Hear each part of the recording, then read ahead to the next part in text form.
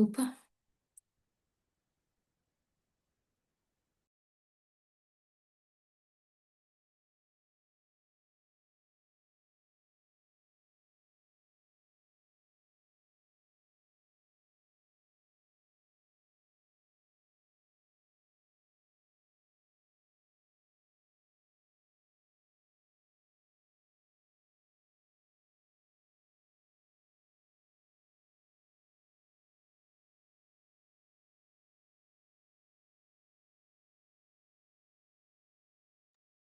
Ya, narasumber kita hari ini bernama Dr. Gigi Dita Firdiana. Beliau adalah seorang dokter gigi. Em, Beliau menempuh pendidikan di S1 Kedokteran Gigi di Universitas Trisakti. Kemudian beliau juga sudah menyelesaikan sertifikasi Careers Management by Risk Assessment di University of California, San Francisco pada tahun 2015. Untuk pengalamannya, beliau sudah memiliki banyak pengalaman nih, di antaranya pada tahun 2005 sampai 2006, beliau menjadi duta Listerin dari kampus. Kemudian dari tahun 2013 sampai 2014, beliau menjadi dokter gigi konsultasi untuk media sosial. Tahun 2014 sampai 2024, beliau menjadi dokter gigi di klinik Diva Oral Health Center. Kemudian di 2017, beliau menjadi dokter gigi konsultasi untuk media sosial. Dan tahun 2022, beliau menjadi dokter gigi di video kanal YouTube Ciptaden. Nah, untuk sekarang saat ini beliau bekerja di klinik sendiri ya, praktik mandiri dokter gigi, praktik mandiri dokter gigi eh, Dita di praktik mandiri dokter gigi tersebut. Nah, berikut adalah CV singkatnya. Baik, terima kasih. Terima kasih, admin. Selanjutnya, eh, mohon maaf tadi agak lupa ya. Saya ucapkan selamat datang kepada Bapak Mikdad Askarillah selaku Manajemen Yukar Indonesia. Boleh saya persilakan Pak untuk menyampaikan sambutannya.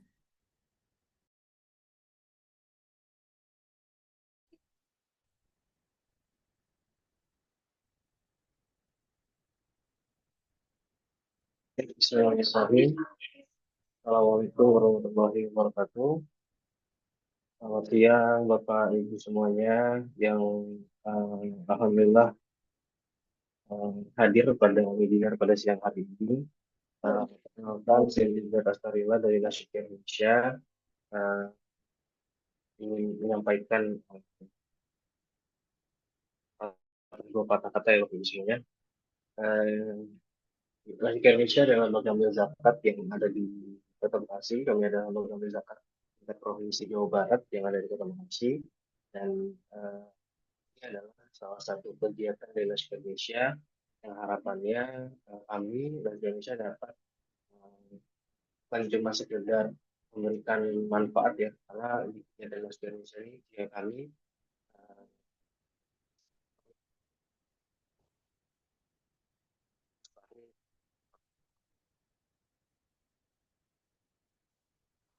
sebenarnya sudah sebagai jembatan kebaikan dari Bapak Ibu semuanya yang menjadi donatur Muzaki Mulfik. Ya.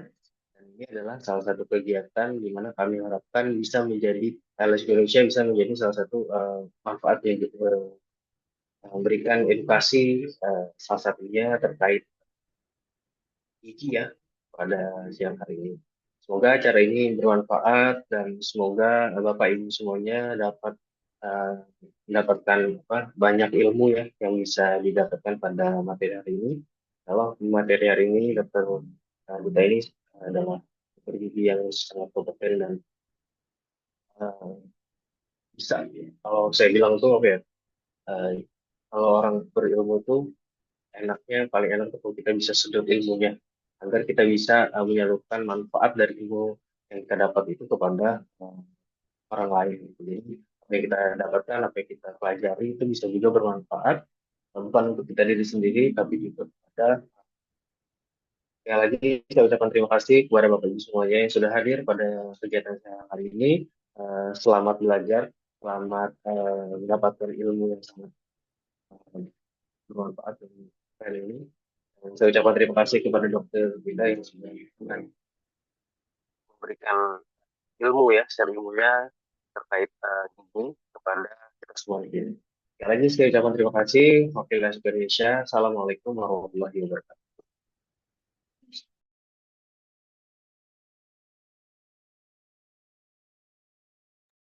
Waalaikumsalam warahmatullahi wabarakatuh. Terima kasih kepada Bapak Mikdad Askarillah atas sambutannya. Baiklah ya Bunda yang hadir di ruang Zoom ini, siang gini panas-panas ya. Mungkin bisa sambil diambil dulu gelas air minumnya supaya nanti nggak ngantuk di tengah acara ya. Oke, di sini Alhamdulillah pemateri kita sudah hadir.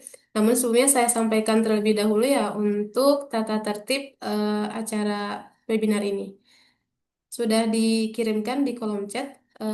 Cuma ada dua tata tertib kita. Pertama adalah tolong dimatikan mikrofon Bapak Ibu semua, Ayah Bunda semua, supaya acara kita bisa berlangsung lancar dan hikmat ya, bisa fokus kita semua. Kemudian kedua, untuk yang mau bertanya, bisa langsung dituliskan di kolom chat ya, sesuai dengan format yang sudah dituliskan. Jadi boleh kalau yang sudah ada pertanyaan, Ayah Bunda semua boleh langsung di chat dari sekarang juga nggak apa-apa. Karena nanti mengingat ada keterbatasan waktu ya, jadi begitu ada sudah selesai materi, nanti kita akan masuk di sesi tanya jawab. Baik, ya, sebelum masuk materi juga saya akan bacakan untuk susunan acara kita pada siang ini. Pertama yaitu pembukaan, kemudian kedua penyampaian materi dari Dokter Gigi Dita Firdiana, kemudian ketiga ada sesi tanya jawab nanti yang kurang lebih berlangsung selama 1 jam ya. Jadi nanti semoga bisa kita maksimalkan sesi tanya jawab ini ya untuk ayah bunda hebat semua di luar sana. Kemudian terakhir ada penutupan. Nah, baik langsung saja untuk menghemat waktu kepada Dokter Gigi Dita Firdiana, saya persilakan dok.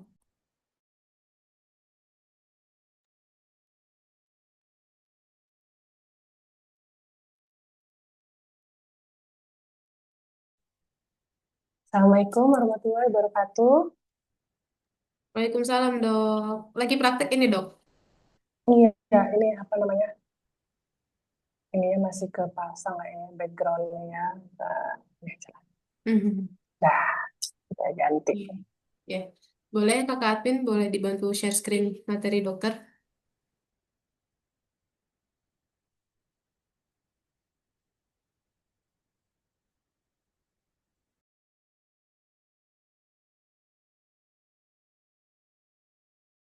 Oke, silakan dok. Assalamualaikum warahmatullahi wabarakatuh. Terima kasih kepada Las Care Indonesia yang telah memberikan kesempatan pada siang hari ini kepada saya untuk berbagi bersama parent atau ayah ibu, bapak ibu hebat yang pengen sama-sama belajar nih tentang kesehatan gigi untuk anak-anaknya. Terima kasih juga kepada Bapak Mikdad tadi ya dari Las Care. Biar kita langsung aja ya gitu. Hari ini temanya adalah gigi sehat parenting hebat. Jadi mengedepankan peran orang tua terhadap kesehatan gigi dan mulut anak gitu.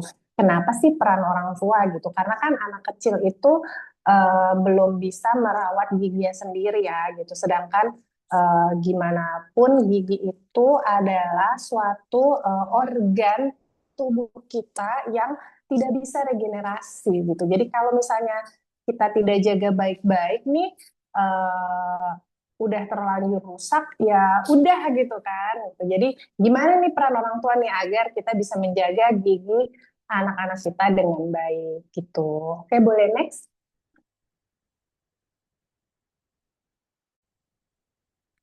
Nah, ini tak kenal maka tak sayang. Tadi kan kalau nggak salah udah sempat di-share ya CV singkat saya gitu. Perkenalkan kembali, nama saya Dokter Gigi Dita Firdiana. Saya dokter gigi yang sudah praktek lebih dari 10 tahun. Kalau dari CV-nya tadi sudah 13-14 tahun lah kurang lebih gitu ya. Memang dari dulu passionnya adalah berbagi informasi, baik melalui sosial media, ataupun dengan webinar-webinar seperti sekarang ini gitu. atau juga berapa namanya kayak talk show langsung gitu. Memang senangnya ngomong nih, senangnya ngobrol sama orang-orang gitu. Abis itu next kita mulai aja ya. Nah, nih tadi tuh, kenapa sih kesehatan gigi anak itu penting gitu? Seperti yang tadi sempat dibilang gitu, kalau gigi gigi anak maupun gigi dewasa itu adalah salah satu organ tubuh kita yang nggak bisa regenerasi, alias nggak bisa tumbuh lagi. Berbeda sama rambut ya. Kalau rambut kita potong rambut nanti tumbuh lagi gitu. Kecuali untuk orang-orang yang mungkin memang ada penyakitnya yang sehingga dia botak atau gimana gitu ya. Tapi kan rambut kita potong nanti dia tumbuh lagi gitu. Kuku kita juga gitu, kita potong nanti dia tumbuh lagi. Sedangkan kalau gigi tuh nggak gitu gitu. Jadi kalau misalnya kayak orang tuh banyak yang bilang gitu, ah udahlah gigi anak tuh nggak perlu dirawat-rawat banget kan nanti tumbuh gigi dewasa. Oke gitu ya. Ini disimpan dulu gitu kata-katanya gitu. Nah, sekarang kita masuk sini aja nih. Kenapa penting menjaga kesehatan gigi anak tuh? Karena pertama tuh ada hubungan gigi dengan tumbuh kembang gitu ya. Kalau terlihat dari slide itu kan ada tulisannya itu gigi sehat, maka anak dapat makan dengan optimal yang akan menunjang asupan nutrisi dan pertumbuhan anak gitu ya. Memang anak bayi itu yang baru mulai makan itu memang enggak butuh gigi untuk bisa mengunyah makanan gitu. Makanya kan kadang kalau yang mama-mama papa-papa muda nih yang baru punya anak masih baby-baby nih anaknya gitu, masih di bawah 1 tahun baru mulai MPASI gitu kan. Kan kadang ada tuh jam makan utama, makan snack, makan utama, makan snack, makan utama. Makan snacknya apa biasanya? Buah gitu kan misalnya ya gitu. Atau kalau enggak finger food gitu, makanan yang dibuat dipersiapkan sebesar jari gitu ya, sebesar jari anak sehingga anak bisa menggenggamnya dan mengunyah gitu. Anak bayi itu ngunyahnya pakai apa? Pakai gusi. Mungkin kalau yang punya nenek-nenek kakek di rumah juga bisa ngeh ya gitu. Kalau sebenarnya nenek kakek yang udah nggak ada giginya tuh udah tua sekali gitu, udah gigi udah pada nggak ada, makannya pakai apa? Sama pakai gusi. Jadi gusi itu bisa dipakai mengunyah sebenarnya gitu. Jadi kalau misalnya ada juga anak yang tumbuhnya lambat gitu, nggak cepet gitu, dok anak saya belum tumbuh gigi, makanya nanti gimana? Sebenarnya anak itu bisa ngunyah pakai gusi. Ini apa intermezzo ya gitu ya. Nah, eh, kapan sih pertumbuhan gigi anak pertama kali itu kurang lebih bertepatan dengan mulai masuk masa MPASI yang dianjurkan di Indonesia nih, yaitu 6 bulan. Jadi gigi anak itu pertama kali tumbuh tuh di usia kurang lebih 6 bulan. 6 bulan dan dia bergantian bawah atas, bawah atas, bawah atas, bawah atas gitu ya. Dimulai dari yang depan dulu, jadi gigi seri. Gigi kita yang paling depan, kalau orang kadang suka bilang gigi kelinci gitu ya. Nah, itu dimulai dari gigi 2 yang paling tengah itu dulu. 2 yang bawah. Kadang habis itu dia langsung 2 yang atas. Ada juga yang 2 sampingnya, nanti baru 2 yang tengah atas, 2 sampingnya gitu. Baru geraham pertama atas bawah, terus taring atas bawah, terus geraham kedua atas bawah gitu. Jadi eh, kalau ibu-ibu biasanya komennya adalah, aduh dok, lagi fase tumbuh gigi nih anaknya nggak mau makan gitu.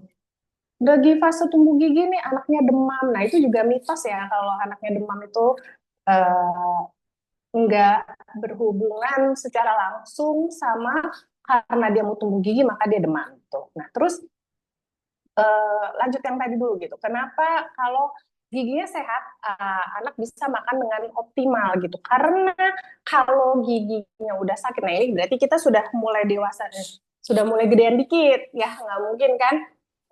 Masih 10 bulan gitu giginya udah sakit tuh nggak mungkin kan ya gitu. Biasanya pasti gigi itu mulai sakit ketika udah mulai lebih gede nih anaknya gitu, udah mulai males disikatin giginya nih sama mamanya nih. Kalau disikatin ada aja gitu ya alasannya gitu. Nah, kalau ketika gigi anak tuh mulai rusak, itu anak itu susah mengunyah gitu, susah mengunyah, nggak mau makan, GTM, GTM, GTM gitu ya kan. Kalau orang tua biasanya dong anak saya GTM gitu kan. Kalau biasanya suka ada di sosmed-sosmed tuh ya mengatasi anak GTM gitu.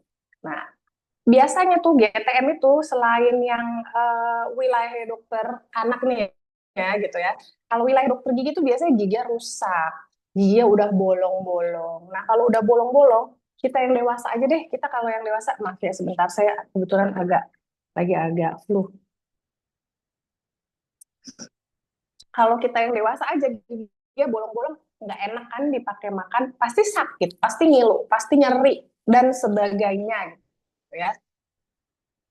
Terus kalau udah nyeri, anaknya jadi malas makan, otomatis asupannya jadi kurang maksimal, makanya jadi mengganggu tumbuh kembang anak gitu. Selain itu, gigi yang keburu rusak tuh untuk anak-anak yang udah mulai menjelang SD. Jadi kan kadang tuh eh, orang-orang tuh biasanya bilangnya gini, kan nanti giginya ganti pas mau masuk SD tuh biasanya giginya ganti gitu ya. Karena memang gigi dewasa itu bergantinya kurang lebih di usia 6-7 tahun. Jadi usia-usia mau masuk SD itu ya. Nah, kalau anaknya gigi bolong di umur-umur 4 tahun, 5 tahun, itu orto-orto biasanya udah mulai bentar lagi ganti. Nggak usah lah dibawa ke dokter gigi. Nggak usah lah diobatin. Nanti kan juga ganti.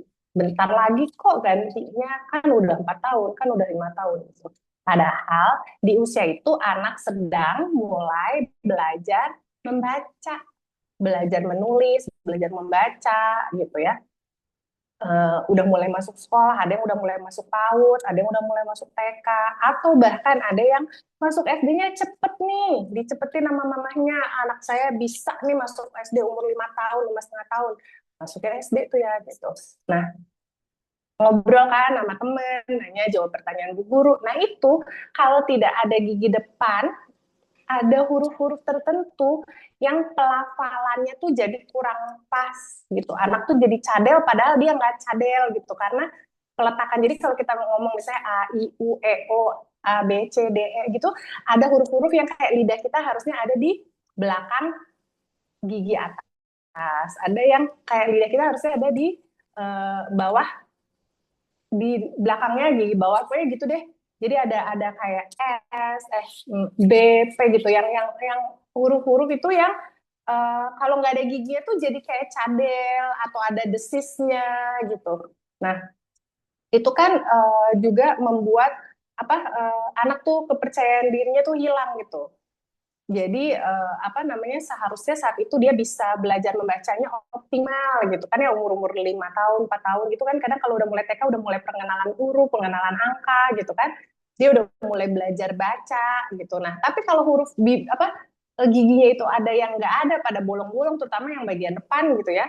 Itu akan ada pelafalan huruf yang jadi nggak bagus. Itu juga jadi kayak menghilangkan menurunkan kepercayaan diri anak, interaksi sosialnya, nggak pede. Apalagi kalau cewek cewek itu biasanya aware dengan kondisi tubuhnya gitu. Misalnya gigi hitam-hitam, dia main sama temennya diledekin atau apa gitu. Nanti dia jadi nggak pede gitu kan. Nah, itu yang berhubungan dengan tumbuh kembang. Tapi kalau dampak kesehatan secara menyeluruh itu seperti juga yang tertulis di slide gitu ya, bahwa infeksi gigi itu bisa menyebar dan mempengaruhi organ lain. Contoh paling gampang, tapi ini sih biasanya pada orang dewasa yang umum ya. Kalau pada anak kadang ada juga gitu, gatel-gatel.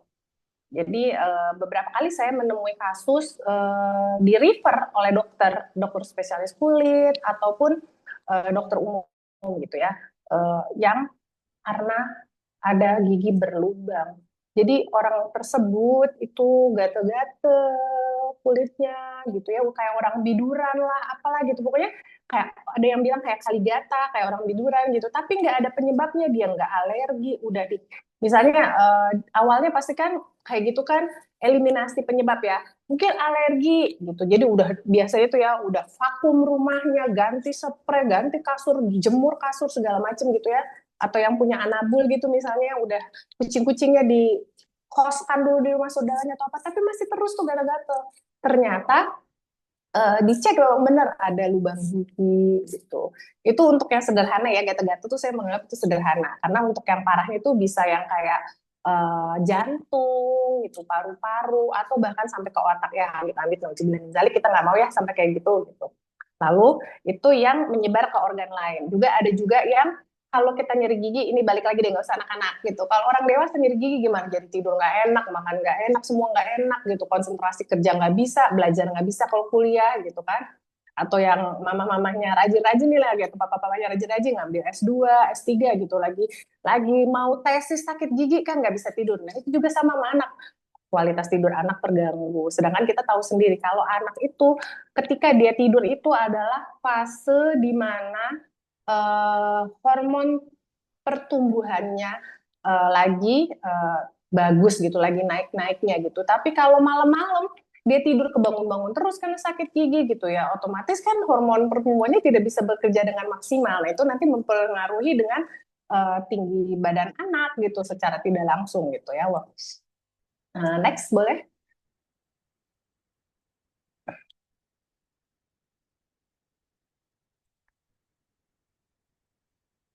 Nah, habis itu dampak jangka panjang bila kita nih sebagai orang tua mengabaikan nih kesehatan gigi anak kita tuh apa sih gitu. Seperti yang ada di gambar situ. Kalau kita dokter gigi itu nyebutnya maloklusi gitu. Kalau kalian mungkin bilangnya ada yang kalau persis seperti yang di gambar ini tuh camel ya gitu. Gigi bawah lebih maju daripada gigi atas gitu. Tapi di satu sisi di situ selain sama juga terlihat seperti crowding atau gigi berjejal, gigi bertumpuk-tumpuk, gigi gingsul gitu bahasa awamnya gitu ya. Itu tuh sebenarnya bisa terjadi, bisa dihindari gitu ya. Bisa dihindari dengan hal-hal tertentu, kayak misalnya tidak ngisap jari gitu ya. Ngisep jari itu sendiri nggak hanya jempol, semua jari ya. Jadi kalau kita tuh kita bisa ngeliat tuh anak datang gitu ya, misalnya ke ruang praktek kita. Kita lihat tuh, oh anaknya ngempeng nih gitu, ngempeng ngedot, atau ngempeng itu apa sih namanya? Pacifier ya, kan apa sih yang empeng, beneran empeng gitu. Atau ngenyot jempol, ngenyot telunjuk, ada ngenyot banyak jari gitu ya. Itu kelihatan dari bentuk maloklusi gigi ya. Jadi maloklusi itu adalah gigi yang benar. Gigi yang benar ini namanya jadi itu namanya kan neoklusi. Neoklusi yang benar gitu. Nah, apa namanya? Kita mengatakan yang maloklusi itu salah lah gitu ya, kurang lebih gitu. Jadi oklusinya nggak benar, nggak pas, oklusi itu salah gitu. Jadi ada calingnya atau ada gingsulnya atau ada camehnya gitu. Jadi maloklusi itu terjadi karena kebiasaan buruk itu biasanya, kebiasaan buruk. Ada juga memang yang keturunan itu juga ada. Tapi keturunan itu kadang kalau kita deteksi dini dari awal, kita bisa memperbaiki gitu. Jadi anak-anak yang cameh dari kecil itu kadang ada caranya kita bisa memperbaiki di rumah. Tapi konsul dulu ke dokter gigi, nanti dikasih tipsnya, oh ini caranya gini-gini, kecuali memang malnutrisinya berat gitu. Karena sepupu saya sendiri, ponakan saya ada yang dari kecil-kecil umur 3 tahun tuh udah kelihatan tuh, dia gigitannya udah ke depan kayak gitu. Nah, terus abis itu tadi kebiasaan buruk yang berlanjut hingga dewasa. Nggak hanya ngempeng atau ngenyot jari ketika udah mulai masuk fase sekolah, baik TK ataupun SD gitu, udah lagi tuh kebiasaan gigit pensil, gigit pulpen, gigit penghapus, gigitin kuku. Kalau stres kan, anak kecil juga bisa stres. Apa ya namanya, anxiety gitu. Kadang kan takut gitu, misalnya dipanggil gurunya gitu, atau misalnya ya berbagai permasalahan anak kecil lah ya gitu kan. Ada tuh yang suka gigitin, ada juga yang gigitin karena seneng, enak gitu ya. Anak saya itu kadang juga suka gigitin tuh, tapi satu jari aja gitu. Kalau ketahuan ya dimarahin ya, maksudnya nggak boleh ya gigit itu, kita gunting aja kukunya, jangan digigitin gitu. Nah, balik ke tadi gitu, kenapa kita harus memperhatikan, karena biaya kesehatan akan meningkat di masa depan kalau kita mengabaikannya saat ini gitu. Udah biarin aja.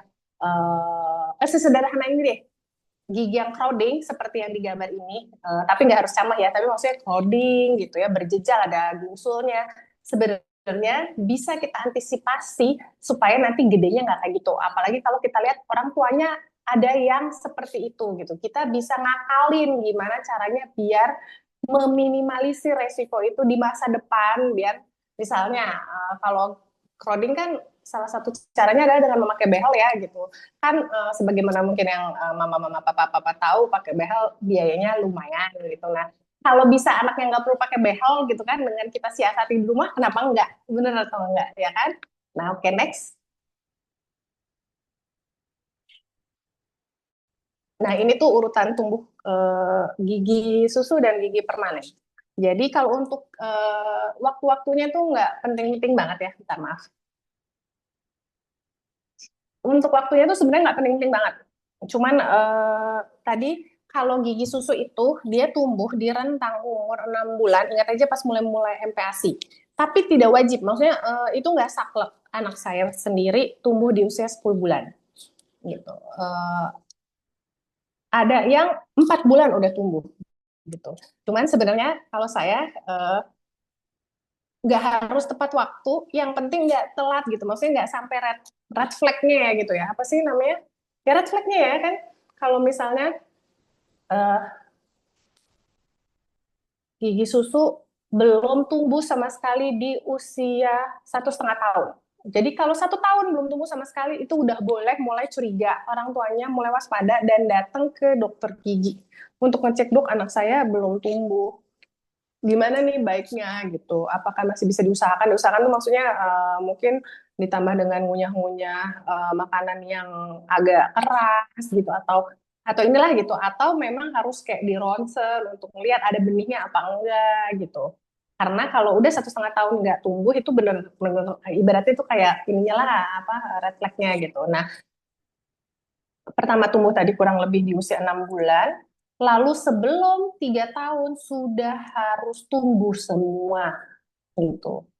Eh, Gigi susu itu jumlahnya 20 atau ada 5 pasang. Jadi kalau kita lihat tuh kan gigi tuh begini ya, kayak di gambar itu ya, kan atas, bawah. Nah, itu sebenarnya gigi itu cerminan semua. Kalau kita perhatikan tuh gigi yang atas sama gigi yang bawah tuh sama. Sama itu maksudnya dua insisif gitu, satu kaspit atau taring, dua molar gitu kan. Jadi dua gigi geraham, 4 gigi seri, 2 gigi taring. Bawahnya kan juga sama gitu, 4 gigi seri, 2 gigi taring, 4 gigi geraham gitu kan. Nah, itu kalau dibelah lagi tuh jadi jadi 4 gitu. Jadi 4 kayak gini ya. Sebelah sini jumlahnya 5, sebelah sini jumlahnya 5, 5, 5. Jadi itu tuh kayak cermin, ada cermin dua gitu. I1, kalau kalau bahasa kedokterannya gitu ya, I2, taring-taring, molar-molar, gitu, molar-molar gitu kan. Kan kayak cermin ya, cermin kiri kanan dan cermin atas bawah gitu dengan jumlah yang sama. Jumlahnya ada 4 kali 5, gigi susu itu ada 20. Sedangkan gigi dewasa jumlahnya 32. 32. 32 yang menggantikan gigi susu adalah 20. Artinya ada 12 gigi baru yang tidak menggantikan gigi susu manapun. Itu tidak menggantikan gigi susu manapun. Jadi, kalau misalnya kita terlena sebagai orang tua dengan mengatakan bahwa gigi susu nggak usah dirawat, kan nanti ada gantinya. Yang nggak ada gantinya cuma 20 nih. Yang 12 lagi nggak ada gantinya. Termasuk geraham, eh, semua gigi geraham dewasa itu tidak menggantikan gigi susu apapun. Jadi geraham gigi susu itu gigi dewasa yang menggantikan namanya geraham kecil. Kalau orang awam mungkin nyebutnya geraham kecil. Kalau kita nyebutnya premolar. Karena geraham itu disebut molar. Gitu. Jadi premolar itu bentuknya kayak hybrid antara taring sama geraham. Jadi geraham kecil. Kalau dia dari samping, kalau kita nyengir, itu sekilas bentuknya seperti gigi taring. Tapi kalau kita mangap, gitu ya, dari atas bentuknya seperti gigi molar. Jadi dia kayak hybrid gitu. Fungsinya juga yaitu menggantikan, bukan menggantikan, membantu gigi taring dan gigi geraham gitu. Nah, jadi karena gigi geraham kita itu tidak menggantikan apa-apa, biasanya gigi geraham pertama itu yang paling pertama rusak. Jadi ada tuh penelitiannya di Litbangkes tahun berapa waktu itu saya lihat pas saya lagi bikin slide kayak gini juga, bahwa gigi molar pertama paling cepat umur 12 tahun udah dicabut. Jadi maksudnya berdasarkan survei mereka tuh bahwa orang-orang yang udah pada rusak gigi geraham pertamanya itu rata-rata di umur 12 tahun tuh udah dicabut gitu.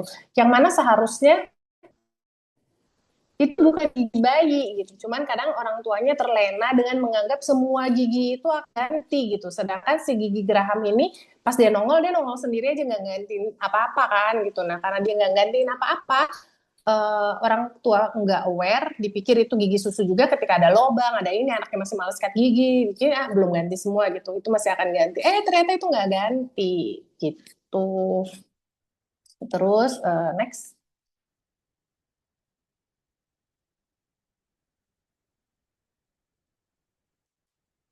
Oke. Nah, jadi habis itu peran orang tua nih apa nih gitu kan ya? Tentu saja menanamkan kebiasaan baik. Kebiasaan baik itu apa ya? Dengan menyikat gigi, menyikati gigi anak gitu ya, menyikat gigi bersama anak, memberi contoh gitu. Dan gunakan sikat gigi dan pasta gigi sesuai usia anak. Jadi ya, pasta gigi anak-anak itu tidak sama dengan pasta gigi dewasa tentunya gitu kan, karena kandungan fluoride-nya berbeda. Udah gitu sebaiknya gunakanlah pasta gigi anak yang berfluoride. Tapi dok nanti kalau keracunan gini-gini saya baca fluoride tuh gini-gini gitu misalnya. Nggak usah khawatir karena untuk anak di bawah 3 tahun, ingat ya di bawah 3 tahun itu gunakan pasta giginya hanya sebesar 1 butir beras. Jadi jangan bayangin pasta gigi, ya nggak ada contohnya lagi. Jangan bayangin itu pasta gigi tuh dipencet full gitu, trot gitu ya. Apalagi kayak di iklan-iklan pasta gigi tuh yang kalau itu kan set gitu ya, full gitu satu itu. Nggak kayak gitu. Beneran tuh kalau saya tuh biasanya bilangnya dikecretin aja ya ininya ya. Blur, bentar ya. Dikecretin aja gitu. Jangan yang blur. Oke. Nah, dikecretin aja tuh ini kan pasta gigi tuh bulat tuh ya, ujungnya tuh bulat gitu ya. Ini tuh digini doang, set gitu. Segitu udah cukup banget, sudah lebih dari cukup. Segitu tuh udah lebih dari cukup. Sampai anaknya usia 3 tahun, setelah usia 3 tahun, itu sebesar biji jagung. Kecil ya, kecil. Jagung tuh kecil kan. Sama kuku kita aja setengahnya kayaknya tuh, biji jagung tuh. Kecil set gitu. Cukup segitu gitu. Jadi kenapa? Karena gigi kita tidak bisa regenerasi. Balik ke pernyataan saya di awal, gigi kita tidak bisa regenerasi. Sehingga kalau tidak kita jaga dengan baik, tidak kita sikat dengan baik, gigi anak itu udah terlanjur bolong ya, nanti tinggal nikmati ngilunya, sakitnya, nyerinya ketika si anak giginya berlubang gitu. Dan gigi anak itu anatominya berbeda sama gigi orang dewasa. Mereka lebih tahu sponge ya. Kalau sponge itu kan bolong-bolong ya, ada kayak bolong-bolongnya gitu ya. Nah, gigi anak itu, gigi kita juga gigi dewasa itu memang fungsi bentuk anatomi dalam itu seperti itu. Ada tubulanya gitu, ada bolong-bolongnya gitu ya. Nah, bolong-bolongnya pada anak-anak itu lebih gede-gede sehingga kalau misalnya ada kuman masuk terus giginya jadi berlubang tuh dia menyebarnya tuh cepet cek cek cek gitu karena itunya tuh gede-gede gitu. Jadi robek satu, dia udah tembus ke lapisan berikutnya, ke lapisan berikutnya gitu. Lalu tadi untuk gunakan pasta gigi dan sikat gigi yang sesuai.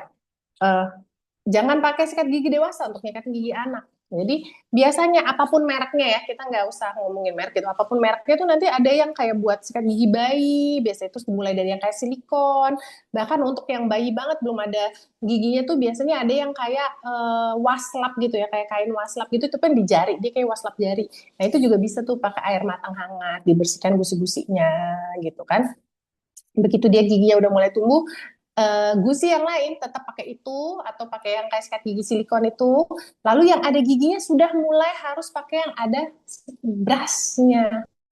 Karena yang pakai silikon itu nggak bersih, dia nggak bisa apa ya, kayak plaknya nggak bisa hilang banget gitu yang udah nempel di gigi gitu. Nah terus sikat gigi bareng-bareng itu nyata adanya. Anak itu kan kadang ada di usia tertentu yang dia seneng mencontoh gitu kan ya. Nah dengan kita sikat gigi bareng-bareng, anak tuh merasa bahwa oh mama papa aku tuh juga sikat gigi kok gitu. Dia bukan hanya memaksa aku biar sikat gigi gitu. mereka juga sikat gigi gitu. Sedangkan kalau kita maksa anak kita sikat gigi tapi kita nggak nyontoin tuh, anak tuh jadi kayak berasa, ini apa sih kok aku dipaksain sikat gigi tapi mama sendiri nggak sikat gigi gitu. Terus udah gitu jangan takut memaksa anak untuk sikat gigi. Nggak usah tuh pakai apa namanya, nanti anak saya trauma. Ibu itu hanya drama aja. Sudah terbukti dan memang kalau memang anak-anak itu fase yang dia nggak suka disentuh, dia nggak suka ini, dia sendiri benar-benar mau sikat gigi umur 2 tahun. Sebelumnya itu harus saya smackdown dan benar-benar di smackdown ya. Kalau mungkin ada selebgram itu ya, itu satu orang selebgram yang dia benar-benar mencontohkan gitu. Padahal kan dokter gigi, tapi dia sangat aware gitu ya sama kesehatan gigi anaknya tuh. Anaknya dalam posisi tiduran di kasur atau di lantai apa di mana lah gitu, di tempat bermain tuh kan gitu ya. Eh, dililit sama handuk. Jadi anaknya tidak bisa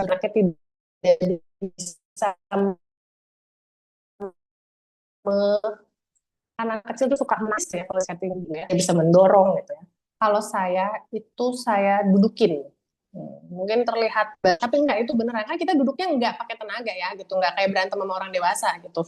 Intinya kakinya kita kempit biar dia nggak bisa nendang, tangannya kita kempit gitu, habis itu kita siketin. Dan nyikatin gigi anak itu bibir atas harus disingkap. Jadi pas nyikatin tuh bibir atas disingkap. Kadang kita nyikatin, tapi yang dekat pertemuan antara gusi sama gigi yang nggak disikatin, nah disitulah jadi sumber karies itu. Nanti kariesnya itu di bawah-bawahnya gusi itu. Gitu. Itu kenapa nyikat gigi harus dipaksa, nggak apa-apa, nggak ada kata trauma. Coba diperhatiin, tapi anak saya nangis pasti sikatin, nangis pasti sikatin. Selesai sikatan nangis nggak? Enggak. Jadi dia nangis tuh tahu kalau dia nangis nanti mama saya berhenti nih ngikatin saya gitu. Itu hanya drama ibu-ibu, nggak usah takut.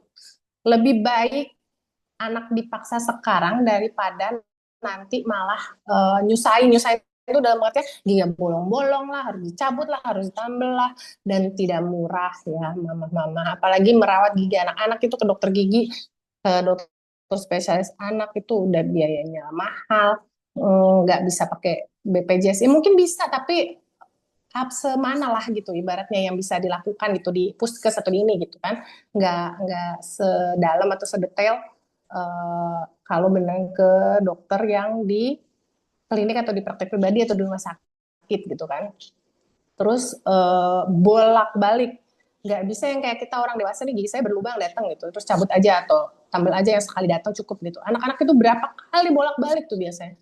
Udah gitu gampang lepas lagi tambelannya tuh. Kalau udah pernah ditambel tuh, aduh bener. Jadi lebih baik gitu ya anaknya nangis-nangis teriak-teriak pasti sikatin, setelah sikatan dia selesai nggak nangis lagi gitu, timbang ya udah dibiarin aja lah sampai dia mau sendiri, nggak bakal mau sendiri ibu-ibu, percayalah gitu. Nah, habis itu tadi gimana caranya kita menanamkan kebiasaan baik itu dengan metode yang menyenangkan, dengan bercerita, bernyanyi, atau apa namanya kalau misalnya yang ibu-ibunya enggak apa namanya tetap maksudnya kan ada ibu-ibu yang saya no screen time dok gitu ya, no screen time kan biasanya suka bacain buku, bacain cerita, bacainlah buku, belikan buku-buku tentang menyikat gigi. Tapi kalau yang mama-mamanya saya mas screen time dok, berikanlah tontonan-tontonan yang kayak biar anak nggak takut ke dokter gigi, biar anak bisa sikat gigi dengan fun gitu. Nah terus jadikan rutinitas setelah sarapan dan sebelum tidur, karena nyikat gigi itu setelah makan, setelah sarapan, dan sebelum tidur, bukan setelah makan malam. Kan kebanyakan tuh bukan setelah makan malam sih, bukan setelah mandi sore, mandi malam. Kan kadang tuh anak-anak tuh sore-sore maghrib tuh ayo pulang-pulang main gitu ya, pulang dari main tuh ya terus dimandiin gitu, sikat gigi, habis itu kan dia makan malam, kotor lagi dong giginya. Harusnya habis makan tuh disikat lagi, habis sikat gigi dia masih mau nyemil lagi, kotor lagi dong giginya gitu. Jadi sikat gigi benar-benar sebelum tidur malam, dia udah nggak nyemil lagi, nggak minum susu lagi gitu. Itulah sikat gigi terakhir yang sesungguhnya di hari itu gitu. Nah, sikat gigi yang benar itu 2 menit gitu. Jadi 2 menit bisa pakai timer gitu ya, atau aplikasi untuk kita menghitung gitu. Nanti saya ajarin cara sikat gigi. Oke, next.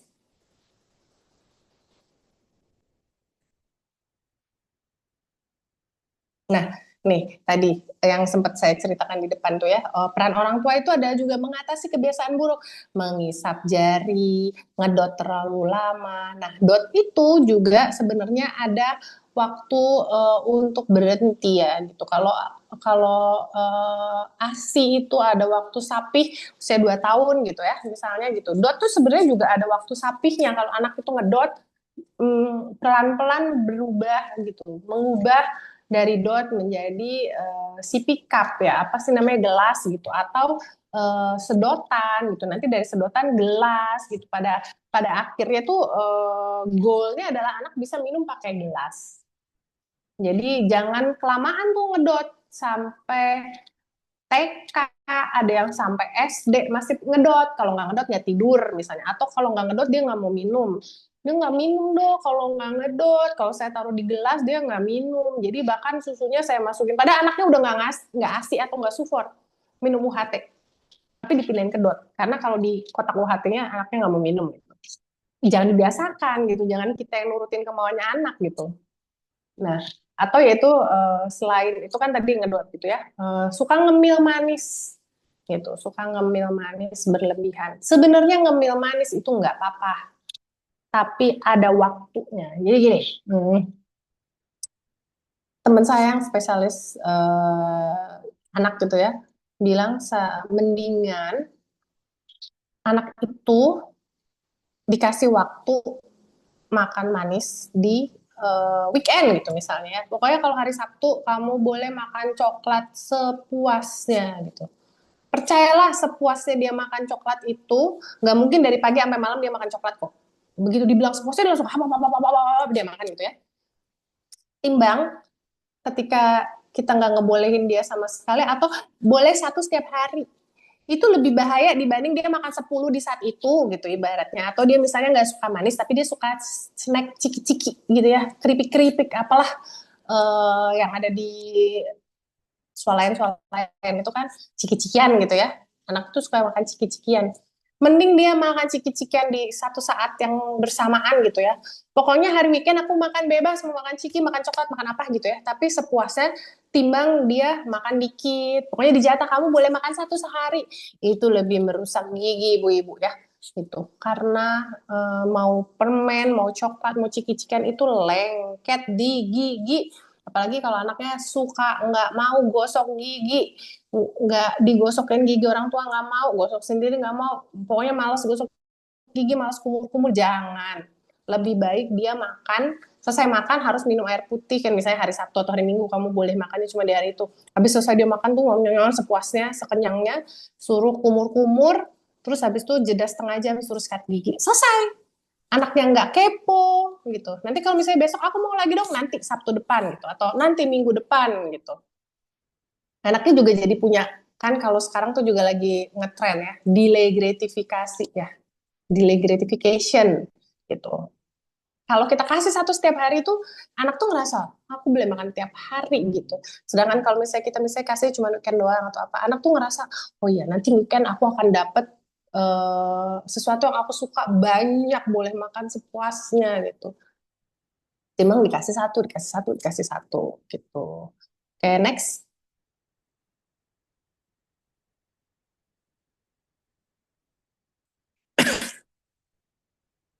Nah, setelah setelah itu apa sih gitu? Kita harus ke bawa anak ke dokter gigi atau enggak sih gitu? Dan kalau iya tuh apa yang harus kita perhatikan gitu? Jadi eh, apa yang harus kita lihat gitu?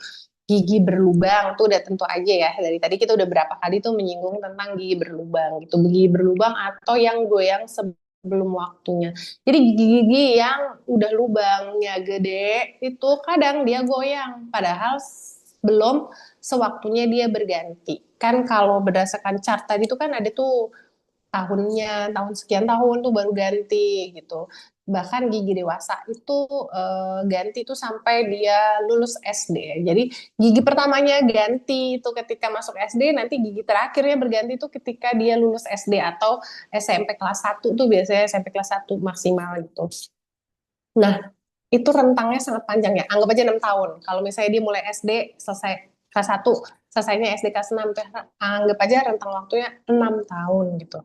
Nah, itu gigi yang berganti dalam waktu 6 tahun itu kan sangat lama loh gitu. Sedangkan gigi susu tuh tumbuhnya cuman dari waktu 6 bulan sampai 2 tahunan lah. Jadi dalam waktu 1,5 tahun udah selesai gitu, udah tumbuh semua. Sedangkan gigi dewasa itu butuh 6 tahun untuk dia satu persatu berganti.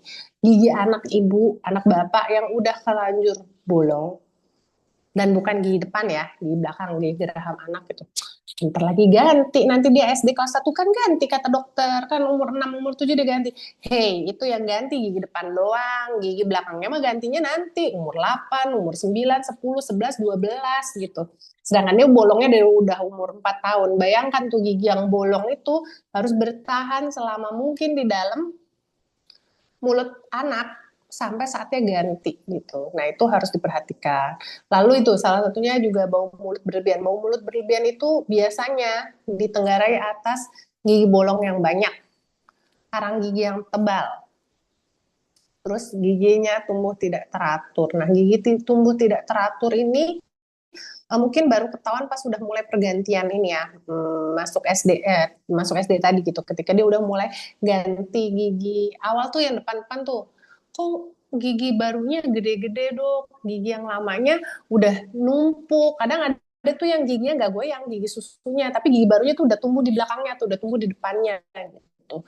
Itu biasanya ditenggarai oleh nggak cukup tempatnya, karena gigi susunya kecil, rapet sampai saat dia ganti itu umur 5 tahun, 6 tahun itu tetap rapet. Padahal gigi permanennya itu ukurannya biasanya kurang lebih 1 sampai 1,5 ukuran gigi susunya. Nah, gigi permanennya gede, gigi susunya rapet-rapet bagus gitu. Jadi si gigi permanennya nggak punya tempat buat tumbuh gitu. Makanya ibu-ibu yang pada bangga, wis anak saya dia rapi dong, kayak senyum pasta gigi pip gitu ya ibaratnya gitu. Kinclong gitu. Iya, kinclong rapet gitu. Nggak punya tempat gigi dewasanya untuk tumbuh. Jadilah dia punya gingsul, giginya prodding, maju mundur.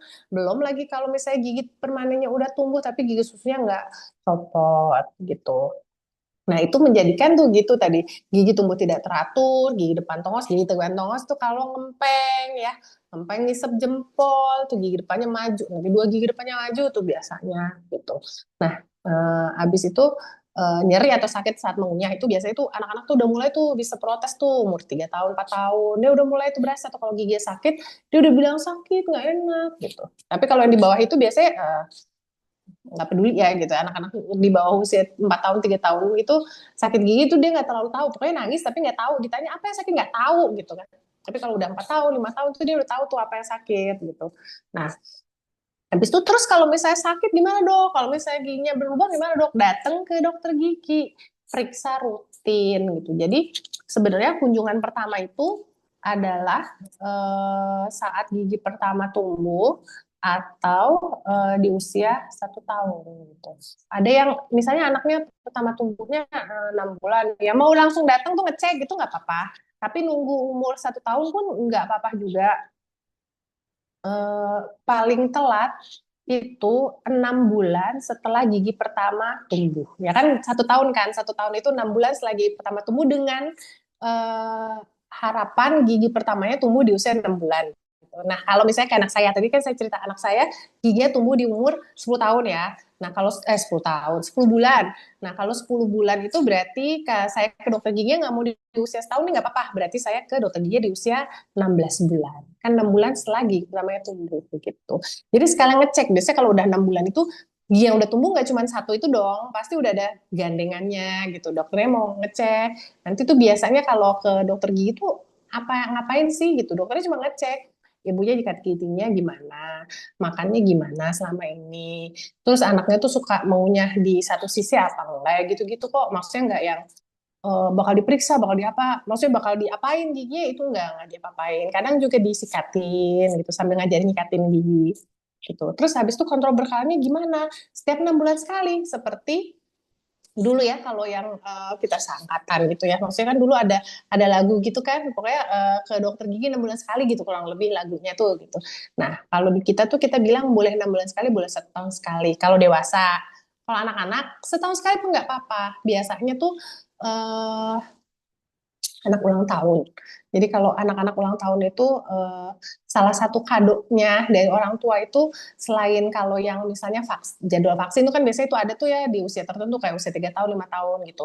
Juga jadwalkanlah untuk konsultasi dengan dokter lainnya, dokter gigi, dokter mata, terutama anak sekarang gadget terus, matanya tuh biasanya umur 3 tahun, 4 tahun udah pada pakai kacamata. Nah, gimana kita bisa tahu anak kita butuh kacamata apa enggak? Kalau enggak pernah diperiksa ke dokter mata, gitu, dokter gigi kan gitu. Nah, itu dokter THT. Terus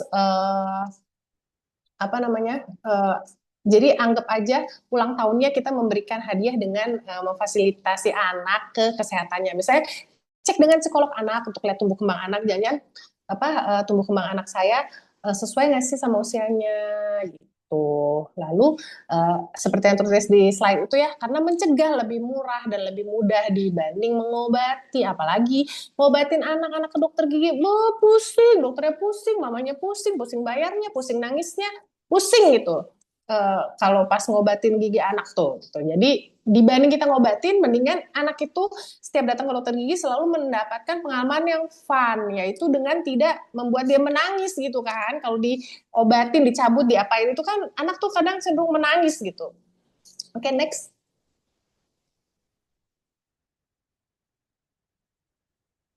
Boleh tolong next.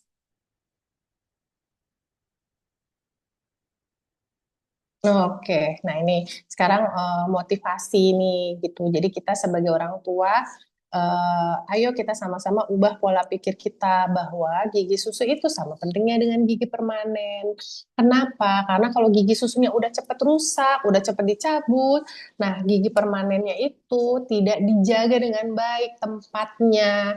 Jadi sehingga nanti dia bisa jadi crowding juga itu giginya tumbuhnya ketika gigi susunya udah terlanjur dicabut duluan sebelum waktunya gitu. Lalu gigi sehat adalah investasi masa depan selain uang gitu ya kayak tadi kan gitu.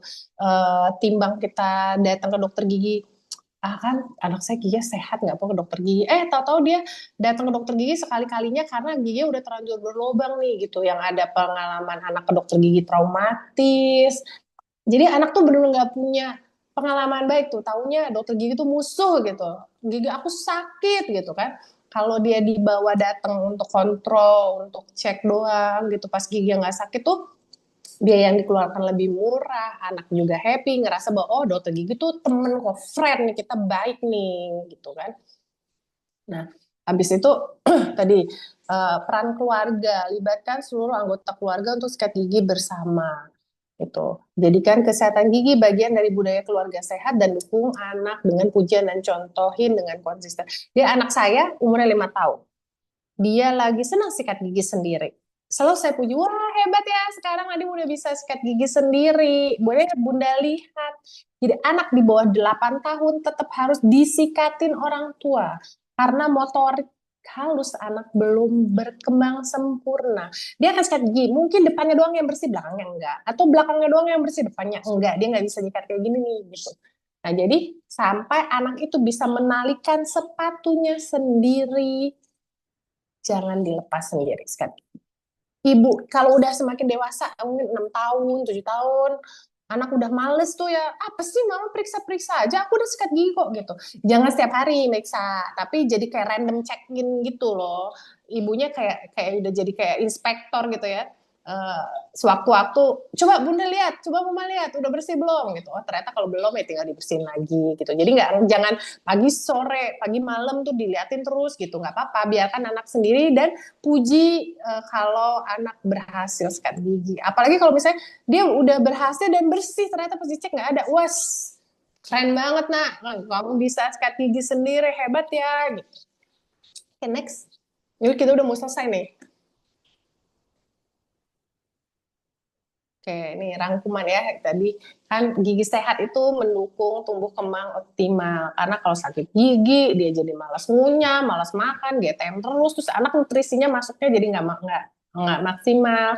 Terus kalau sakit gigi, tidurnya kebangun-bangun, hormon tumbuhnya tidak bekerja dengan baik di malam hari, gitu ya kan. Terus orang tua berperan penting menanamkan kebiasaan sejak dini. Itu dari mencontohin sikat gigi, mencontohin makan bareng di meja makan bersama dengan anak. Jadi anak bisa makan segala macam jenis makanan tuh gitu. Terus abis itu juga mencontohkan ke dokter gigi. Jangan anaknya dipaksa dibawa ke dokter gigi, mama papanya nggak ada yang mau ke dokter gigi gitu. Kalau awal-awal anaknya belum mau tuh duduk nggak apa-apa. Jadi mamahnya aja dulu yang cek, scaling bersihin karang, atau misalnya kalau ternyata ada lubang.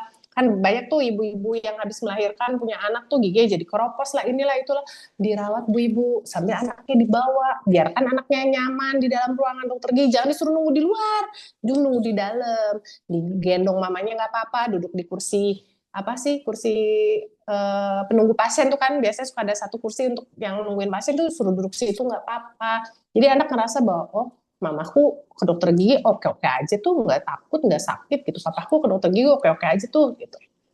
Nah, jadi habis itu kan deteksi dan kontrol rutin ya, karena anak udah mulai ngeliat mamahnya oke-oke aja, habis itu anaknya, ayo yuk kamu sekarang periksa deh gitu.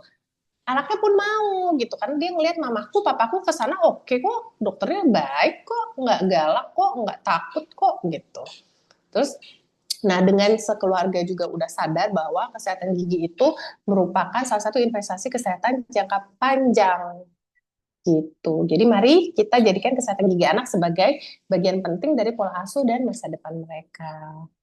Selesai.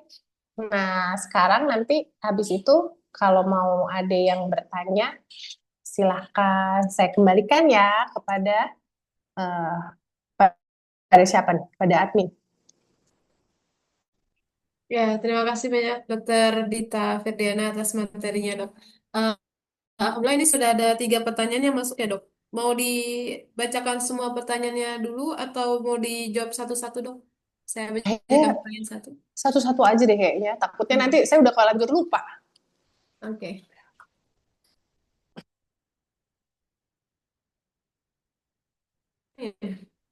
Baik, dokter. Pertanyaan pertama dari Nita, pertanyaannya, anak saya umur 11 tahun, dok. Untuk gigi susunya geraham sebelah kiri, atas bawah, masih ada, dok. Dan sebagian berlubang. Itu gimana ya, dok? Apa harus dicabut atau ditunggu untuk tumbuh sendiri?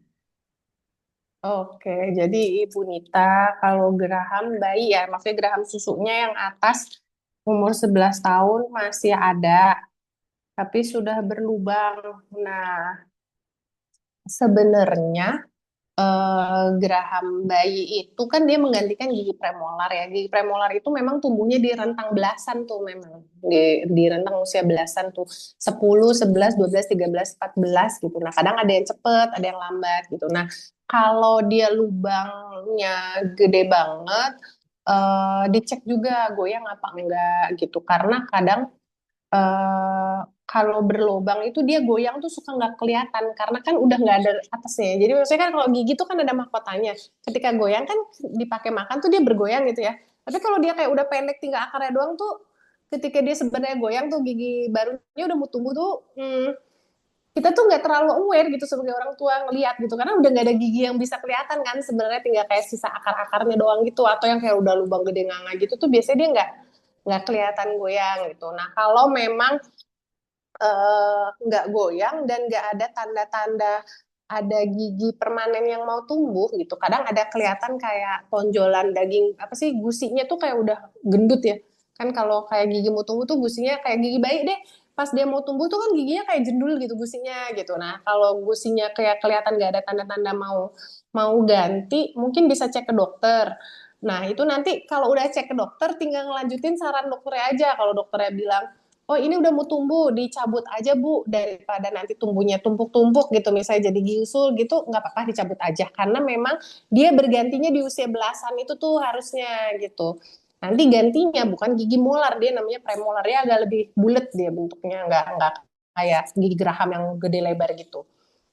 Nah, kalau misalnya dokternya bilang, oh ini kayaknya masih ajak gitu, belum ada tanda-tanda gigi permanennya bakal ganti, gigi dewasanya bakal ganti, ini ditambal dulu aja ya, nggak apa-apa, silakan diikutin, karena ya kemungkinan tumbuhnya masih bisa 2 tahun lagi, 3 tahun lagi gitu. Sayang-sayang kasihan kalau giginya misalnya lubang terus nanti jadi sakit, terus dia 2 tahun 3 tahun itu dibiarkan dengan kesakitannya itu. Atau kalau lubangnya itu nggak sakit nih, biasanya makanan suka nyangkut lah gitu. Belum lagi kalau udah usia belasan gitu kan kadang udah bukan kadang ya pasti udah sekolah ya gitu, terus nanti kalau makanan suka nyangkut itu juga kadang bau, nanti diledekin temennya, ih bau mulut katanya, mulutnya kok bau sih gitu. Jadi baiknya cek dulu ke dokter gigi. Nanti karena saya nggak ngeliat langsung kan gigi anak ibu gimana gitu. Nah nanti kalau dokternya bilang ini harus dicabut bu, gigi permanennya udah mau tumbuh, silakan dicabut. Bu ini belum mau tumbuh nih, masih setahun 2 tahun lagi nih, tambal aja tuh. Jadi jawabannya itu Ibu Nita. Baik, semoga dapat dipahami ya Ibu Nita. Kemudian pertanyaan kedua dok dari Via. Pertanyaannya, Mm-mm. to field trip ke dokter gigi, anak saya usia 3,5 tahun disarankan untuk scaling. Kalau giginya tidak berlubang, apakah scaling di usia ini tetap perlu dan aman dilakukan? Gimana dok? Oke, Ibu Via, scaling aman dilakukan untuk anak umur 3,5 tahun ataupun 4 tahun, 5 tahun. Dan scaling pada anak usia segitu tuh kadang kalau nggak di apa ya namanya, nggak di scaling pun tuh kadang di brush ya gitu, di brush dengan mesin itu kan juga oke kok, maksudnya di scaling pun nggak apa-apa gitu, nggak membahayakan gitu. Mungkin yang perlu saya tanyakan adalah apa yang terfikir ketika bertanya gitu, maksudnya takut anaknya nangis kah, atau takut rasanya sakit kah gitu, atau takut giginya jadi rusak kah gitu dengan di scaling di usia segitu. Kalau kalau menurut saya sih scaling di usia 3 tahun, 3,5 tahun gitu, pokoknya di bawah SD gitu scaling nggak apa-apa kok, karena kalau hmm, jadi kalau saya suka bilang tuh karang gigi itu jahat. Jadi karang gigi itu kan dia menutupi permukaan gigi ya. Nah, ketika ditutup itu kadang tanpa kita sadar di dalamnya gitu kan, dia kalau kalau karang gigi itu dia menonjol. Jadi kalau kadang ada orang bilang gigi saya hitam-hitam, itu lubang atau karang ya. Kalau saya tuh ngasih taunya gini, kalau karang itu dia tebel. Jadi kalau kita pegang tuh dia nonjol kasar-kasar gitu ya. Sedangkan kalau lubang gigi itu dia cekungan. Jadi kalau kita pegang celung gitu, masuk ke dalam gitu. Nah, jadi kalau karang gigi itu kan dia menonjol kan, dia meliputi, menutup si gigi tersebut gitu kan, ditutup gitu kan giginya. Nah, di dalam di balik karang itu kadang gigi yang ketutup itu tuh jadi berlubang gitu. Jadi kalau memang karang gigi tebal dan disarankan untuk di scaling, nggak apa-apa di scaling aja. It's okay kok Bu, nggak apa-apa, nggak bahaya. Baik, eh, itu pertanyaan kedua. Kemudian pertanyaan ketiga dari Kartika, dok. Saya mau bertanya, anak saya usia 11 bulan dengan gigi atas yang bagian depan tumbuhnya giginya, seperti giginya satu, tapi ada belahannya di tengah-tengahnya. Sepertinya sih geminasi. Cuman belum tahu Bu, karena belum diperiksa dan masih takut kalau rongsen. Yang saya mau tanya, apa gigi penggantinya akan tumbuh seperti itu lagi? Cara mengatasinya gimana ya? Dan gimana perawatan gigi anak yang tumbuh geminasi? Pasien saya kemarin juga ada nih yang gini, eh umur berapa ya kemarin, umur 8 kayaknya. Gigi apa namanya, gigi serinya nempel sama gigi taring. Jadi kayak kembar dempet gitu dia. Nah, ini tuh anaknya usia 11 bulan. Oke, dengan gigi atas yang enggak sih, enggak harus. Kan tadi pertanyaan gigi permanennya akan tumbuh seperti itu juga, enggak, belum tentu. Terus cara mengatasinya enggak ada caranya, itu udah dari sananya. Jadi enggak dengan oh jangan makan ini atau harus makan ini atau harus begini harus begitu, tuh enggak ada. Kalau geminasi ya sudah begitu saja gitu.